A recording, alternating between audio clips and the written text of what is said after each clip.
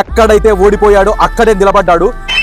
ఓడిపోయా నేను ఓడిపోయా కానీ భయపడి పారిపోలేదే. 39 ఏళ్ల చరిత్రను తిరగరాస్తూ హైయెస్ట్ మెజార్టీ కొట్టి చూపించాడు. జగన్లాగా కంచుకోటలో నుంచి గెలిచినది కాలు దగ్గర బ్యాచ్ కాదు బ్రదర్. ఎప్పుడు గెలవని నియోజకవర్గం గెలిపించి కంచుకోట చేసి తెలుగుదేశం పార్టీకి అది నేను పల్లలో పెట్టి అర్పించినప్పుడే నేను ఈ నాయకుడని పిలిపించాను. ఎవరైతే పార్టీకి భారం అన్నారో యువగలం పాదయాత్రతో తనే పార్టీకి భరోసాని గట్టిగా నిరూపించాడు. మాట్లాడలేడు అన్నోళ్ళందరికీ ఇప్పుడు తను మాట్లాడితే ముచ్చమటలు పడుతున్నాయి. రెడ్ బుక్ అని ఎగతాళి చేసిన ఒక్కొక్కరికి ఆ రెడ్ బుక్ చూస్తే గద్దలు ఉడుకుతున్నాయి. చట్టాన్ని ఉల్లంఘించి ప్రజల్ని కార్యకర్తలు ఇబ్బంది పెట్టారో వాళ్ళు వదిలేదు లేదు.